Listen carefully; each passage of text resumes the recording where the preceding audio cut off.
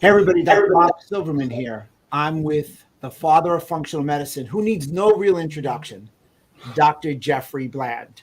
Dr. Bland, without question, has been a mentor to so many people in the field of functional nutrition and functional medicine. I am truly honored to have him here. So without any further ado, thank you, Dr. Bland, for joining us today. Well, Rob, I can't tell you how much I've looked forward to this. It's always just a treat to see what might come out of our collaborative minds when we have these conversations. So thanks so much. Oh, I'm happy to have you here. And, the reason that I reached out to you to get you here, there's so much confusion out there. And one of the biggest things that people are confused about is carbohydrates, fat. So let's start out with which one of these are more important, which one of these are healthy in the macronutrient genre? Yeah, thank you. It's very interesting. I'm sure you found this with the conversations you've had with the thousands of patients you've dealt with, that we tend to want to find very simple answers to sometimes complex questions. So we put labels on things. And, in my experience in this field now, which goes back a few decades, it's interesting to note how the labels that we put on certain things change over time. So when I first started in this field in the 70s, fat was very, very bad. And it didn't matter what kind of fat. Fat was just bad. Carbohydrate was good. Protein was good in moderation. Fat was bad. Then over time, we started to say, well, hold up, maybe we're throwing the baby out with the bathwater. Maybe carbos are really bad and that certain fats are good. And proteins were still kind of in the middle of the game. But then we said, well, hold up, maybe more protein would be desirable. And let's cut down carbohydrate and let's keep fats at a healthy level, and particularly let's include different kinds of fats. Let's go to the omega-3s and stay away from the long chain saturated fats. So we've had this whole kind of interesting game about what's good, what's bad, how we label it, how we discuss it, when actually it's the combination of all of those together in the diet that gives rise to whether the diet is going to be helpful or not.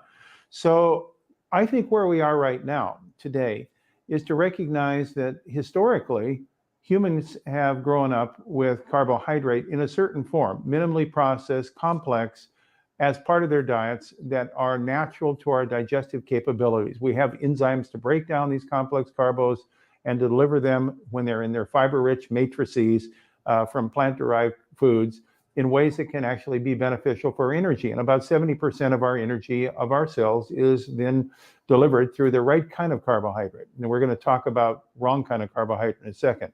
So carbohydrate shouldn't be called bad, but it should be how we actually deliver them in our diet. Secondly, we go to fats. And we recognize that way back when, in the 70s, there was a lot of processed fats going into our diets that were partially hydrogenated vegetable oils to make these oils into saturated things that could be kind of mimics of butter. So we had margarines, and we had these polyunsaturated fatty acids that were hydrogenated.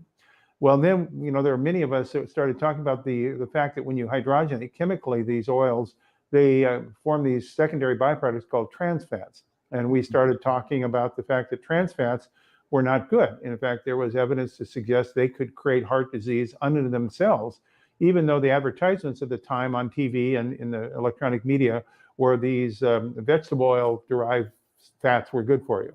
And then we found, no, they're not good for you. And finally, after decades of discussion, the government finally said, you're right.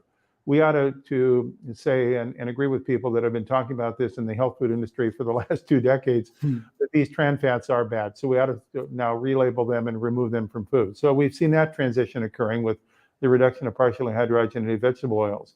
Then we started saying, but there are certain vegetable oils that appear to be more beneficial for health, the monounsaturated oils that we find in the Mediterranean diet. That's oleic acid from olive oil, and particularly olive oil that comes from the natural sources. It's rich in all these other plant polyphenols that you find in triple virgin olive oil. And so when you looked at the studies on Mediterranean cultures that were eating fairly high amounts of fat in their diet, but it was coming as virgin olive oil, they had very low incidence of heart disease and low incidence of diabetes.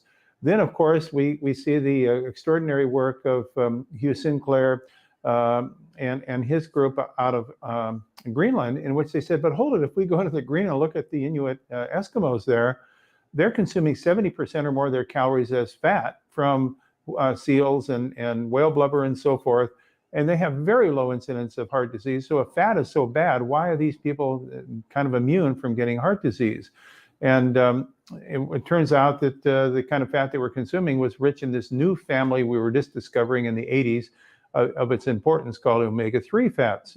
So we had the monounsaturated fats from the Mediterranean diet, then we had the Greenland Eskimo with the omega-3s, the fish oils, and lo and behold, now the whole field of fat as part of the diet changes in terms of its presumption. Then we start to say, well, what about this protein component? Isn't protein good for us?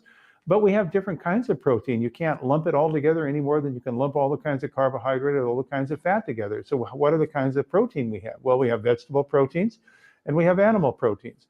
And we have animal proteins that come from animals that were living out in the wilds, and I guess you call it wild game, and who were eating natural vegetables in their diet and creating or vegetation.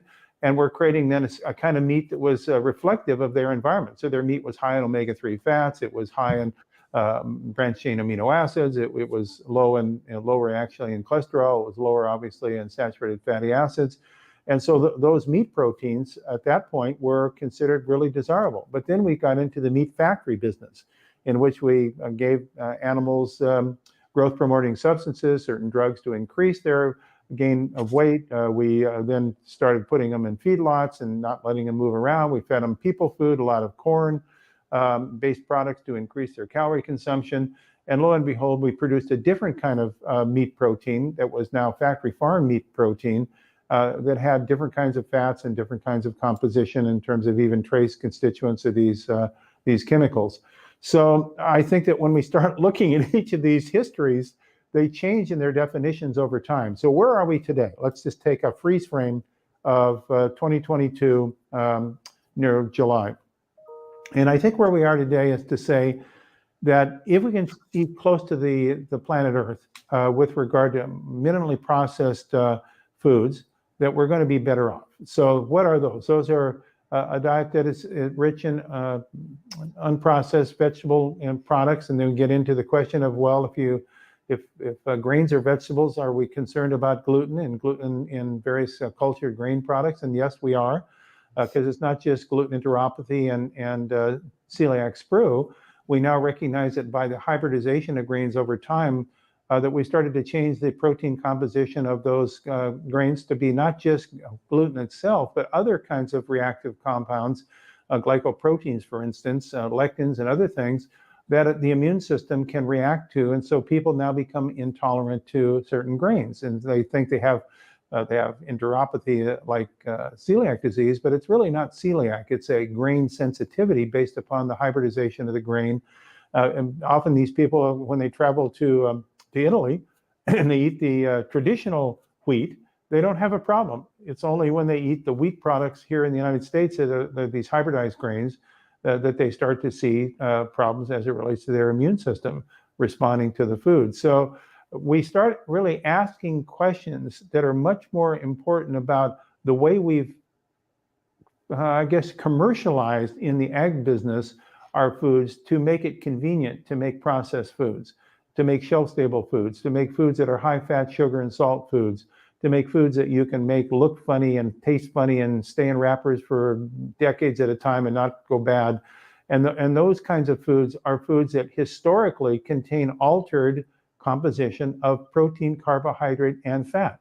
So when we start eating, I would call it these altered composition products, it may not be the fat, protein, and carbohydrate in and of itself. It's the way that's been processed. It's their source of origin. And this is why we're starting to see, again, a resurgence of interest in organic regenerative agriculture, in minimum processing, in finding flavorful foods that have the full spectrum of benefit, but don't carry the legacy of all these permuted, adulterated compounds that come through hybridization and industrialization of our food supply. So anyway, let me stop. That was a lot of run-on stuff, but it gets us started down the topic. No, there's a lot to unpack there. And I've got my phone and people love to text me. And I've got a ton of questions here in the comment section, which I'll share with you. So essentially, we talked about macronutrients. You did a great job on that. You broke it down. So fats are actually not bad. fats are good, other than trans fats, which we shouldn't consume in any way, shape, or form. You have a preference, please correct me if I'm wrong, towards poly and monounsaturated. Saturated have their place, but there may be some issue with some saturated fats depending on the person's individuality. That said, protein, bring it on. You have vegetable proteins, and they asked me questions, vegetable, animal protein. They wanted that answered. And of course, we're going to get to carbohydrates, which we talked about, the friend of the foe. But the thing that blew everybody up was, without question, the gluten. So we've got somebody who says the grains in Italy are definitely different. So it begs the question. Clearly, you were recommending to avoid the wheat or the bulk of the wheats in America because so much issues with some people having celiac disease, others being sensitive to it, the hybridization, the glyphosate, all the pesticides. That said, are grains bad in Italy? And some people want to have some wheat here. What do you recommend? Yeah, I think, again, if we go to these artisanal products that have undergone minimum processing, so they're original cultivars of wheat that have not undergone significant hybridization to increase yield. This is all based upon the Gulag, the Norman Gulag Green Revolution, trying to get products that are certain plant cultivars that will take fertilizers and pesticides and increase yields. So we've really geared our agriculture towards yield. We haven't geared it towards nutritional value. In fact, I would say nutritional value are way down in the priorities of American agriculture. It's all about, can we increase bushels per acre? And when you do that, you're then selectively breeding for certain characteristics of fast growth, high yield, not for nutrient density, but basically for the amount that it weighs when you take it to the scale per acre, because that's how you're going to be paid. You're not paid on the basis of nutritional value. So if you go to these artisanal products, which have retained their natural composition, and they haven't been hybridized to the extent that they've gone into this agri farming, I think you're more likely then to have a neutral product that doesn't contain and doesn't pull with it a lot of these things that you're talking about, for which our immune system might say, I'm going to scratch my head on this. I don't think that's really a friend. And if you don't think it's a friend, then your body responds to it as if it's an enemy. Interesting. So wheat's a problem. People want to have carbohydrates, so they're turning to fructose or high fructose corn syrup. I call fructose the sneaky carb, because it contains both sugar, glucose, and fructose. I also think it's a fat switch. If we eat too much, it poses a problem. And we've got an issue with a high fructose corn syrup being labeled as fructose. So I kind of want you to run with the little setup there and talk about that as an option. Is it the sneaky carb? What do you recommend? And what do we do? What's our options once again? Yeah, I think you've done a really great job of summarizing a lot of stuff, given a quick understanding of the complexity. So let me just give a quick, and I promise it'll be a quick review of carbohydrate nutrition. The construction of our carbohydrates by plants is built around two principal what are called monosaccharides, simple sugars. One is glucose, and the other is fructose. And they are constructed by the plant into polysaccharides based upon how they're stuck together chemically by the plant. The most common form of the combination of fructose with glucose, these two monosaccharides that we're familiar with, is called sucrose. And sucrose is sugar. That's table sugar. It's 50% fructose and 50% glucose. And then our body has a digestive enzyme that breaks the sucrose and fructose apart from one another when we eat sugar, table sugar, and liberates each of those monosaccharides for absorption. Now, it turns out that these two buddies, these twins, glucose and fructose, have different metabolic routes by which they are processed by the body. So once they're liberated from table sugar, the fructose goes one way, kind of, and the glucose goes another way. I'm simplifying this a little bit. Apologize for the simplification of the biochemistry, but the fructose is absorbed in the small intestine through a specific receptor that's unique to fructose. It's the GLUT5 receptor. The sucrose, excuse me, the glucose, the other half of the sucrose molecule, is absorbed in a different way. And because of the fructose absorption path, it goes very quickly into the liver. So fructose is like injected into the liver, if I can exaggerate the concept.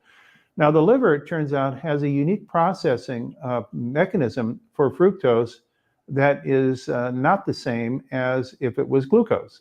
And so when the fructose comes in high levels, let's say that we've just consumed a high fructose load in our diet or our beverage, because that's the principal place we're getting fructose now is through our sugar-sweetened beverages, fructose-sweetened beverages, high fructose corn syrup sweeteners. That fructose, when it comes into the liver, then can overload the mechanism by which it's metabolized. And when it's overloaded, it finds another place to go to save the liver from the inability to metabolize it, and that is it goes into what's called lipogenesis. Lipogenesis is what you all already talked about, and that's the production of fat. It produces triglycerides to try to store it to come back to think about it later. Well, what that does is it raises then the level of triglycerides, which is a form of fat, in your liver, and it eventually leads to fatty liver syndrome, which, as you recognize, and you've spoken to eloquently in your podcast before, we are now seeing an epidemic of fatty liver syndrome. When I started back into my training back in the 60s, the concept of fatty liver syndrome, called non-alcoholic fatty liver disease, or non-alcoholic steatohepatitis, those are two different forms of this condition, was very, very rare and seen principally only in older age individuals and often in diabetics or in alcoholics. Today, 2022, one of the most significant rising groups that are having this problem is teenagers. Teenagers in our culture are having fatty liver disease. In fact, it's even been identified now into preteens in our culture. How can a preteen end up with fatty liver disease? They can end up when they have loaded their liver with too much of this fructose molecule that cannot be properly metabolized, so it goes into a secondary metabolic pathway to form fat in their liver. That leads then into all sorts of problems. In fact, only within the last few years has fatty liver disease become the number one cause of liver failure in our culture. It's the number one reason for liver transplant is fatty liver disease. It exceeds now hepatitis as the singular cause for liver failure.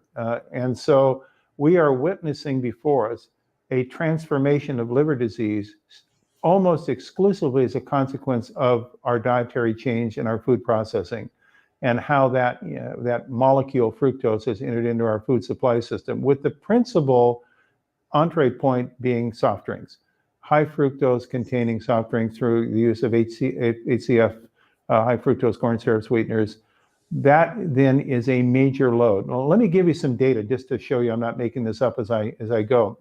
The studies indicate that intakes of fructose on a daily basis above about 80 grams is considered to be potentially dangerous to your liver by increasing fat.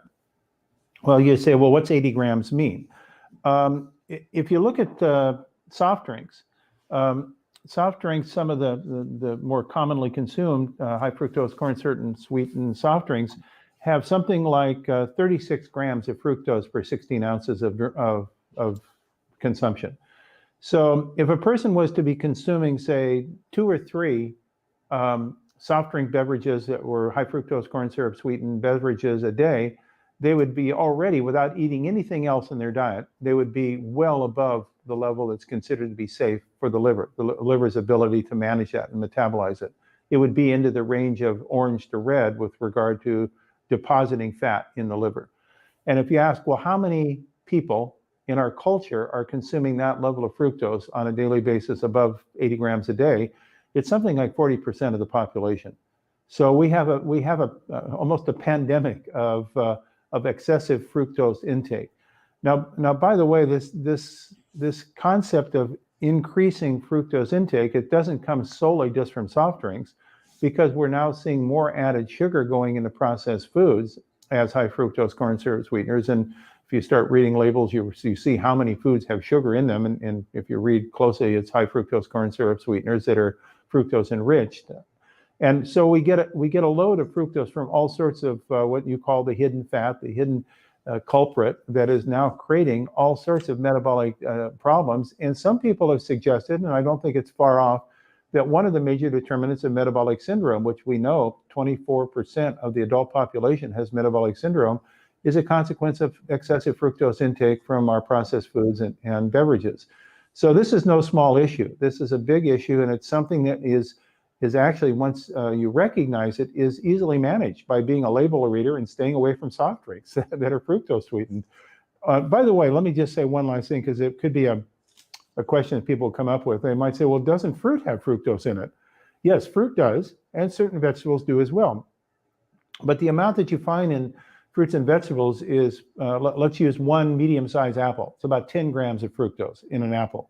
But in an apple, it also contains all sorts of pectin and other fibrous materials, which changes the absorption of fructose, changes the rate at which it's absorbed by the liver, changes the impact then on the liver's requirement to metabolize it quickly.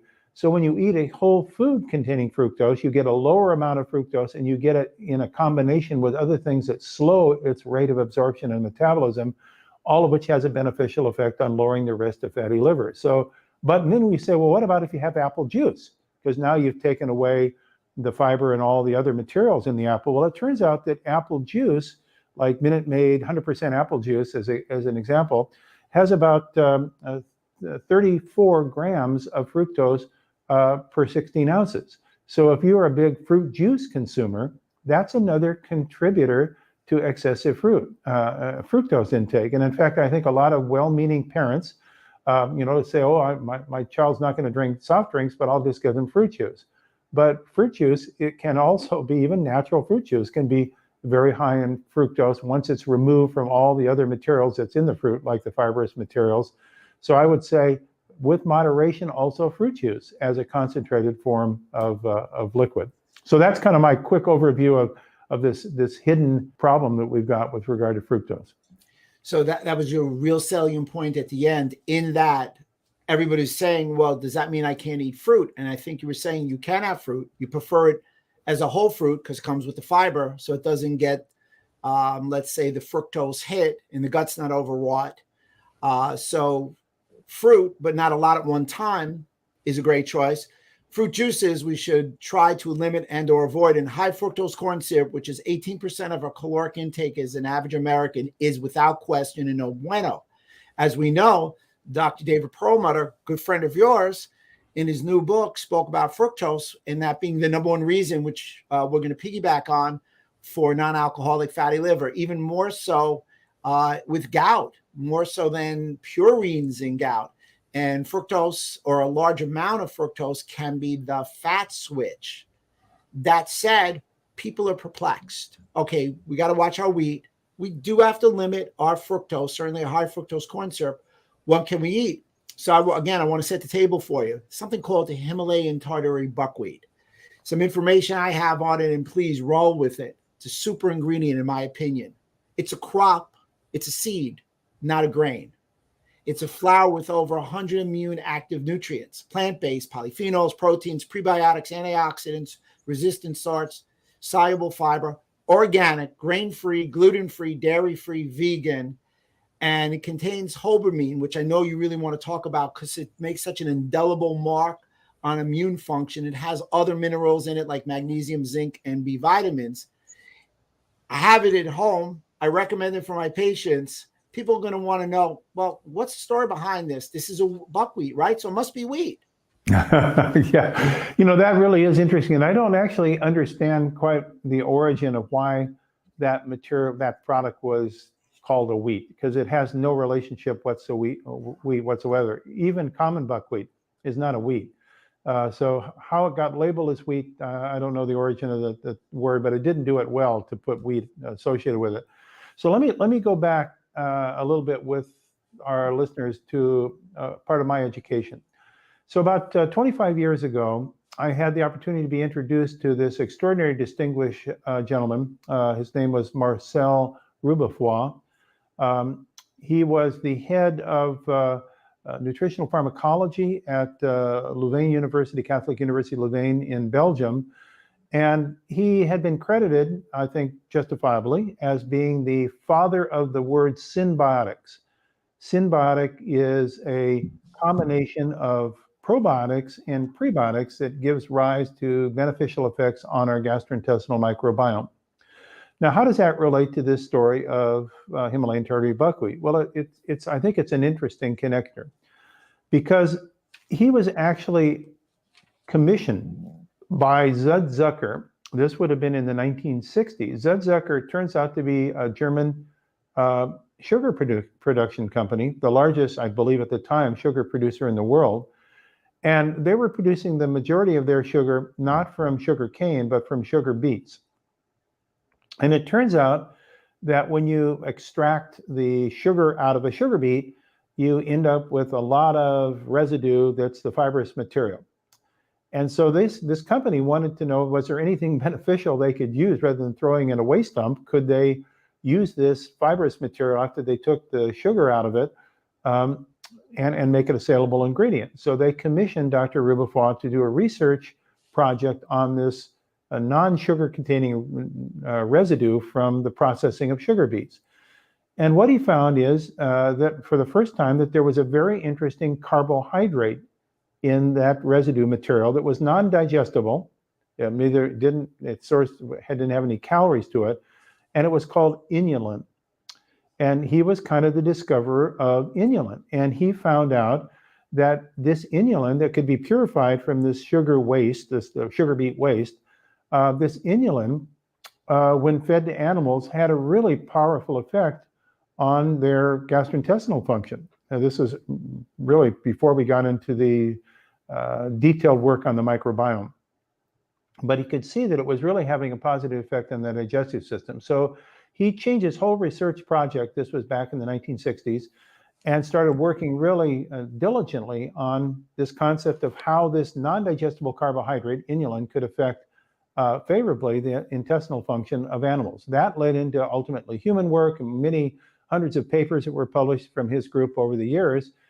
And ultimately, he found out that actually when you were able to use this prebiotic fiber, inulin, that it improved the gastrointestinal microbiome such that it had a positive effect on weight loss and on blood sugar. And the two members of his laboratory that were the postdocs doing this work were a gentleman by the name of Patrice Connie and a woman by the name of Nathalie Delzenne. They then collaborated to publish a whole series of early papers on the effect of the microbiome on obesity and on blood sugar, and how prebiotics and probiotics could impact favorably weight loss and blood sugar regulation. And I give them the kind of award as the earliest discoverers. Maybe there were others at the same time, but this would have been in the late 90s that these discoveries were being made. That then ultimately led them to recognize that there were a number of other interesting prebiotics that were found in not just the residue from sugar beet, but in other plant-derived products that were called fructans or oligofructans. And so they were interesting molecules that were built out in the plant from fructose, but they were connected together in a way that they would not be readily absorbed. In fact, they were non-digestible, but they could be serving as food for specific microbiome friendly bugs in our gut. And so these became what are called fructose oligosaccharides, FOS. And they became one of our first prebiotics. I remember talking about them in my seminars with doctors back in the 80s and the early 90s.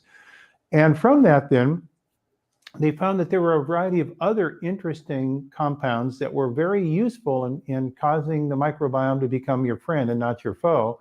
One of those was a compound called, it's abbreviated DCI. It stands for D-chiroinositol. D-chiroinositol.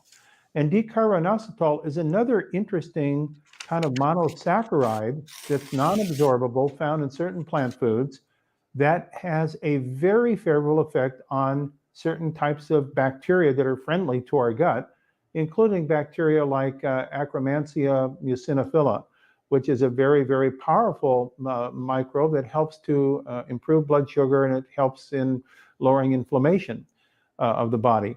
So this work really started to catalyze itself, and Patrice Conti and Nathalie Delzin's work then started to become hundreds of papers over the last 15 years of research, along with many other investigators. Well, it turns out, now I'm going to finally answer the story. It's a long-winded intro, Rob, but eventually I get to the punchline, that it turns out that this interesting ancient grain, this 2,500-year-old product that's actually a fruit seed, not a grain, called Himalayan Tartary Buckwheat, has very high levels of these types of prebiotic materials. In fact, it's one of the highest in D-chiroinositol of any of the plant foods that have been studied. So D-chiroinositol and other prebiotic carbohydrates, non-digestible carbohydrates, are very high in Himalayan Tartary Buckwheat, which is one of the reasons that it has a very favorable effect on blood sugar after it's consumed, a very favorable effect on thermogenesis and brown fat metabolism, and managing insulin sensitivity and lowering inflammation, because of its very unique composition of these fibrous, non-digestible carbohydrates that feed the microbiome to make it friendly and create this positive effect on our body's function. Wow. So let me try and do a quick synopsis on that. So everybody, we've got a prebiotic, we have a probiotic. Everybody knows probiotic is a bacteria to give life. A prebiotic, which without question now, and I think you would concur, is probably more important than the probiotic. That prebiotic is a fiber, it's a fertilizer, if you will, it's the food. Probiotics need food. Now, the fascinating thing about these prebiotics, as you refer to a pre and a pro, is something called symbiotics. So we have compensatory, which means here's a prebiotic. Okay, we build it up a little bit. Here's a probiotic. Okay, we build it up. Symbiotic is the ability for them to match and multiply. So a compensatory pre and probiotic is 1 + 1 = 2. Whereas that symbiotic is 1 + 1 = 4.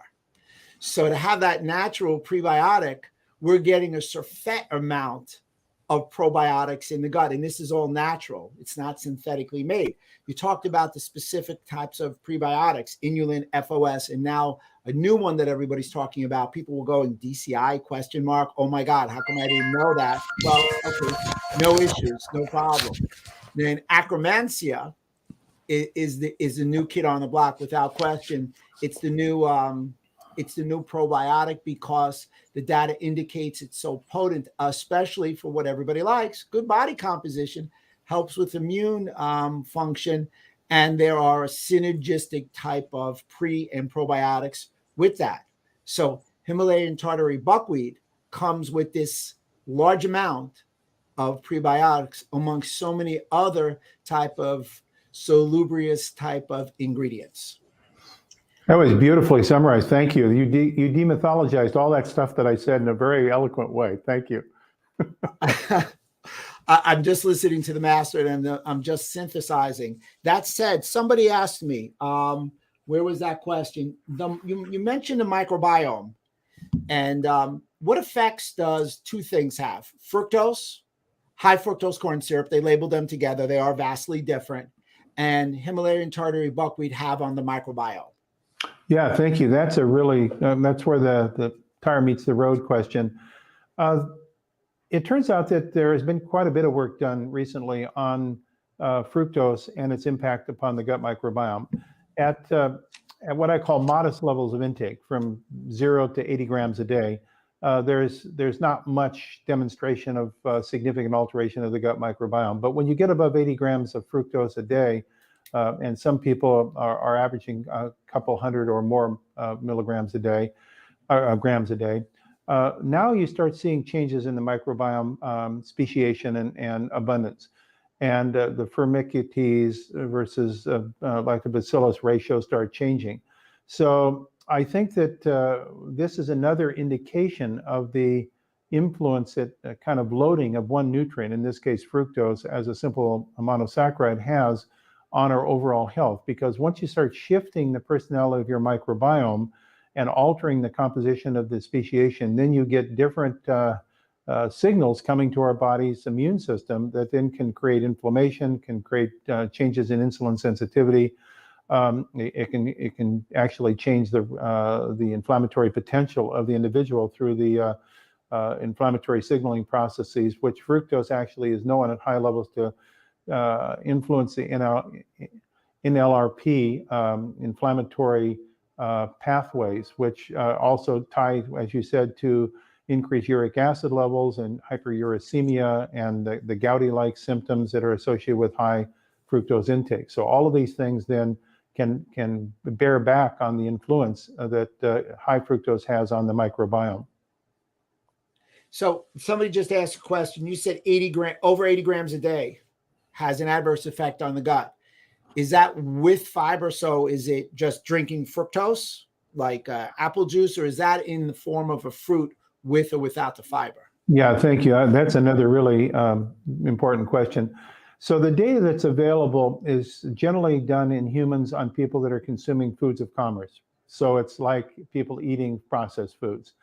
If you look at whole foods diets with people who are getting a full complement of fiber and non-digestible fibrous materials, the effect of fructose on the body is significantly lower than if they're eating the kind of conventional, highly processed diet. So the levels that I'm talking about, 80 grams or more, are really eating the conventional foods of today. If a person was eating a highly unrefined based fiber-rich diet, probably the fructose intake could be higher without adverse effects on their microbiome or on their serum lipids. So I think I'm using it kind of a general rule here, not specific, because as we know, each person responds to their diet in their own unique way. And the way that their diet was delivered through processing and preparation can have a big difference on how that food is ultimately absorbed and metabolized and utilized. The other question somebody had was, and I'm going to put it in a nice tight question for you: carbohydrates, the good, bad, and the ugly. So they want to know which are the good, which are the bad, and which are the really ugly. Yeah, I think that we can say as we get processed into these ultra-processed foods, the carbohydrates are ugly because they have a very high glycemic index. And glycemic index is the effects that a certain amount of a food, say 100 grams of a food, has on your blood sugar after you eat it. And the high glycemic foods are very, very commonly found in the, when I say high glycemic ingredients, are found in these highly processed, ultra processed foods. So when you get into the consumption of foods whose principle is made up of highly processed ingredients and starch and sugars, your blood sugar effects are extraordinarily high. And so I think that we need to be really thinking about the origin of these carbohydrates and how they are delivered to our body as the principal culprit for whether they will be considered friends or foes. And if they're friends, they come with vitamins, they come with minerals, they come with fiber, they come with protein, they come with natural plant oils. Those minimally processed types of carbohydrate containing foods, like Himalayan Tartary Buckwheat, have an entirely different effect over the highly processed same amount of carbohydrate in an ultra processed food. I got a question for you.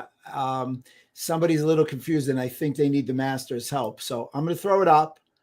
I add this with carbs. I haven't been able to eat most foods since 2018. You know, very typical of what we see with a lot of our patients. A few bites of meat, a few bites of vegetables. I do smoothies and put good foods in it. So throwing this in the mix, I'm confused about potatoes, white, yams, and sweet potatoes. And I think I'm going to add something. We'll call it a resistant starch, and we'll set the table for you. Yeah, thank you. So again, even with potatoes, if you look at whole potatoes baked versus mashed potatoes versus French fries, each one of those has a different effect on our blood sugar based upon the level of processing of the starch. When the starch is broken down, the more it's been broken down and made simpler to be absorbed, the more it is absorbed rapidly and it affects your blood sugar more significantly. So that again comes back to my model of minimum processing, not only commercial processing, but also processing as we consume the food in our own kitchen or our own place of residence. The construct of the different kinds of potatoes based on their glycemic response, again, comes back to the method of preparation, but also certain of the potato families do have higher degrees of glycemic response based upon their simple versus complex carbohydrate composition. The difference among the glycemic response of the different types of potatoes is more related to how they're prepared than the difference in the potato type itself. So I want to emphasize we have a lot more control over how our blood sugar will respond based upon how we consume or prepare the product than actually the carbohydrate itself. There are two kinds of starch that are very commonly discussed in chemistry of starch. One is amylopectin and the other pectin-related or amylose-related starch. And they have different degrees of rapidity in which they're metabolized and absorbed into the blood as glucose. So if you have those types of starch that have slower rates of digestion, we call those resistant starch. It's the same number of calories, but it's slow release calories versus the high glycemic starches that are quickly absorbed into our body and have a much greater impact on blood sugar. You know, people talk about glycemic response to foods, and what they're really talking about is, does the response to that food in terms of your blood sugar look like a slow hill, or does it look like the Andes Mountains, where you have these big spikes? And the big spikes are a result of rapidly absorbed carbohydrate, like carbohydrate from starch that can be broken down by your body very quickly and absorbed as glucose, sugar, versus resistant starch that takes much longer in terms of its digestion and assimilation. So it becomes more of a mountain that has a plateau versus a sharp peak like the Andes Mountains. Yeah, those resistant starches are great. Real simple, everybody. Just cook it, freeze it, or I shouldn't say freeze it, cool it overnight, eat it the next morning. Life is grand. I think you're going to want this one. This is from Dr. Work, a good colleague of mine who loves your Himalayan Tartary Buckwheat. He says, has the glycemic response been measured for Himalayan Yes, Tartary we Buckwheat? actually, my research group has actually done a glycemic response with continuous glucose monitoring, looking at its effect versus other sources of carbohydrates. So it was a group of 17 individuals over a couple of weeks taking different foods, wearing a continuous glucose monitor and looking at Himalayan Tartary Buckwheat's glucose effect versus other foods. And it came out having a very low kind of resistant starch kind of response with a glycemic index more like 0.6, which would be putting it in the very safe range for managing blood sugar postprandial after eating. I think you were clairvoyant. You answered the next question. Would it be considered a resistant starch? You said it had a resistant starch effect. Outstanding. So we talked about it before, and we said we're gonna tread water as opposed and hopefully walk on a little water. There was a big article that just came out in JAMA in June 21st, just last week, and I will read the conclusion to everybody. Yeah, and I do recommend everybody please read the article. Vitamin mineral supplementation was associated with little or no benefit preventing cancer, cardiovascular, and death, with the exception of a small benefit for cancer incidence with multivitamin use. I know you said that you had looked through the article. Nobody better than to ask Dr. Bland on a research article. Impressions, feelings, key takeaways. Yes, I think this is really a complicated topic that has a lot of below the waterline stuff that we need to be aware of. Back many years ago, in my earlier years in this field, there was a book that was a bestseller book called Life Extension. Some may remember that book. And in that book, the authors proposed that if you took very, very high levels of specific types of antioxidant vitamins and supplemental nutrients, that it really didn't matter what you ate. You could eat anything in your diet, and you could neutralize all the bad by just taking handfuls of specific nutrients. There were many of us, of which I was one, who felt that that was really bad information, that you cannot neutralize the abuses of a horrible diet by taking lots of vitamins.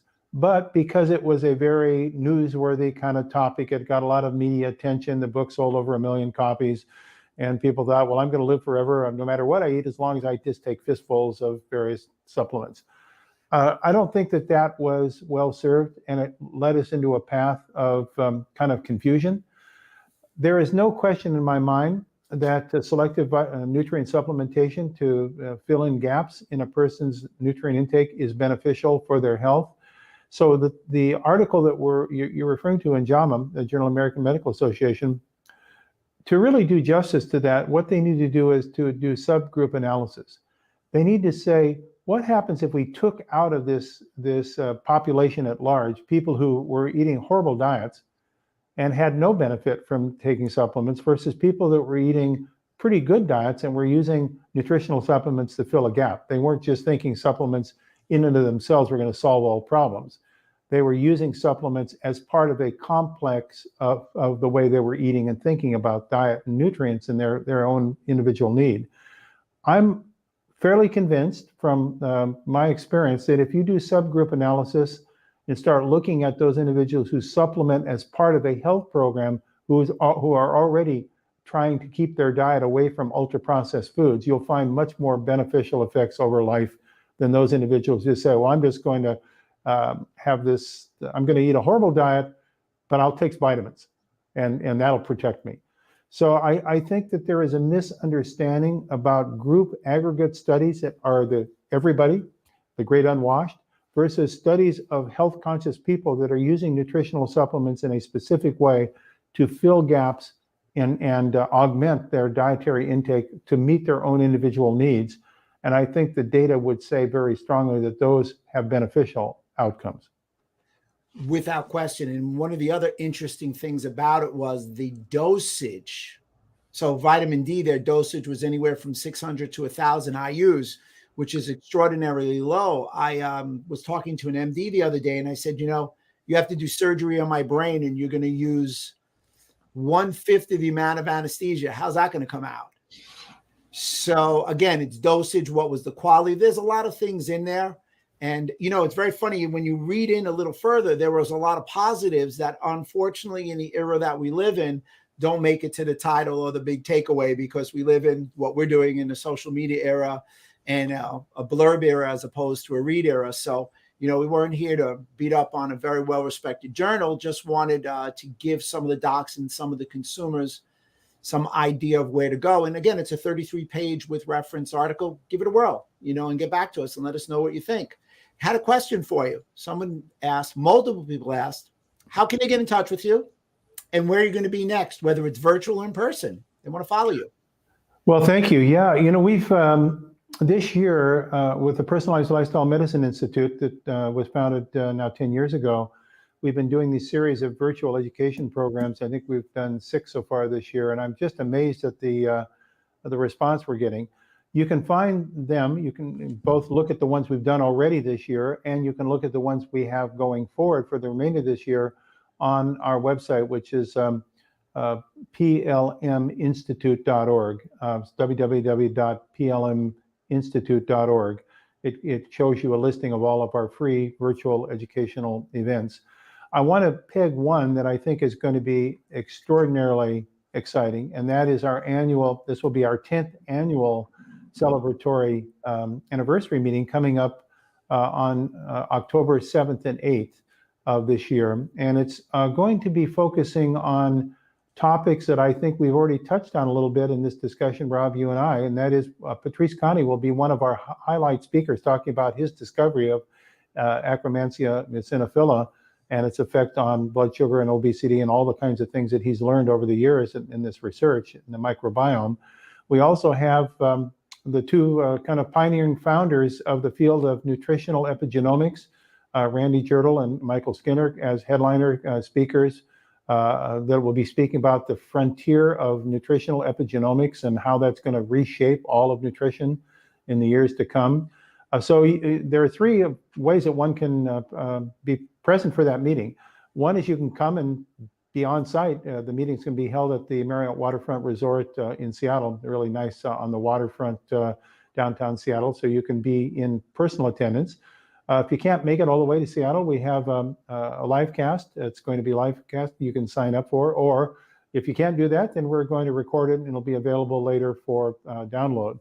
So I think this is going to be an epic meeting. I've been able to pull together a roster of key opinion leaders that I think are charting the progress of where we're going to go over the years to come with this extraordinary breakthrough that we're seeing in nutritional epigenomics, which is really not what your genes are, but how your genes are expressed and how nutrition and lifestyle influence our health outcomes. And we can personalize that program going forward using wearable devices and informatics and biometrics and all the kind of tools that we have today that are going to create the new science of the future.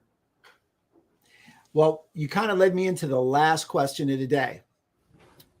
Let's have a little look to the future. Where's functional medicine? Where's healthcare going in the next few years now that we're through a pandemic, if you will? Where are we going? What's next?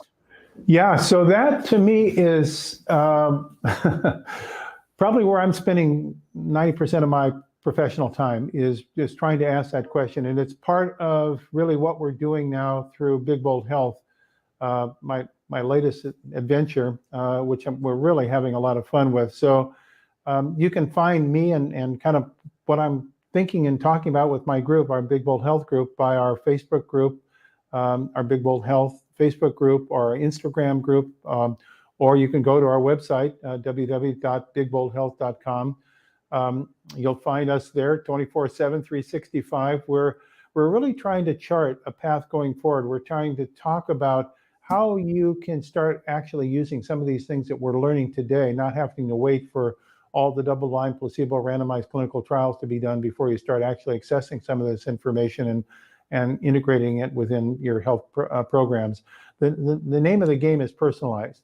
You know, I started to advocate this concept of personalization now 30 years ago, and at the time, I think there was quite a bit of pushback, and maybe legitimately, because we didn't have a lot of the tools we have today, in which we can start harnessing this concept of personalization. But there's no excuse now for not personalizing, because now we do have ways in which we can start to utilize this information in a personal way. And we're focusing obviously on personalization of immunity, because we think immunity is the gateway to long health. And in fact, if you look at the data, the age of our immune system is the best tracker actually for our longevity and our health and disease patterns as we grow older. So I think that if you're really following where the action point is, I would really encourage you to follow our Big Bold Health Instagram, Facebook, and website work, because I think we're keeping abreast of where the tar meets the road with this new and extraordinary explosion of information. I want to echo that. I'm involved with Big Bold Health. I love the website. I love what you're doing. I love the health that you're offering. And, you know, I think it's time that I come forward and tell you, I gave you a nickname. I call you the lighter. So everybody knows I'm Jewish, right? So here's this menorah at Hanukkah. Hanukkah is my favorite, without question, my favorite Jewish holiday. And you light the center candle, which is called the shamas. And the shamas can light all the other candles and make this beautiful fire. So here I am in this auditorium with a bunch of other people. And there's Dr. Bland, being the shamas, my good friend, lighting all the candles and stimulating. And here I am talking together that we're trying to get all the candles. So it is really surreal. I want to thank you for all that you've done. I want to thank you for all that you continue to do. Man, you're not lazy. You go for it. Big New York City, kudos for that. No one's going to outwork Dr. Bland. You may be comfortable and calm there, but you are working hard. Every time we speak, there's something that I learn, an exponential thing. So I want to thank you for everybody in the field. And I want to thank you. Continue what you do. Any way I can be of service to you, I will. And one more thing, somebody wanted to say something. Thank you very much. And they want to know if it's recorded. It is recorded. It is on all these different things. We've got it on Facebook. We've got it on LinkedIn. We're going to have it on Big Bold Health. We're going to have it on a ton of different things. And now the thank yous are just going to wheel in. But I just want to personally thank you. Thanks for lighting my fire, if you will. Little Jim Morrison there for you. And I hope to see you soon. Well, Rob, the metaphor you just used, first of all, that's such a high level of compliment. I don't know if I'm deserving, but that metaphor is just could not be more touching to me. And I want to, with all of the authenticity, thank you so much, both for your leadership and for the opportunity to kind of play jazz or play one-on-one, to use a basketball metaphor with you. It's just such a treat. And I think you're a guide and a spirit that's really helping to make this information accessible to people that can really use it in ways that will make a positive impact on their life. So thank you so much. Really appreciate all your work. Thanks so much for being here. We hope to get you in again. Thanks for taking the time. Have a great day. And everybody, we'll see you again. Dr. Rob Silverman, Dr. Jeffrey Bland, always yours in health. Thank you.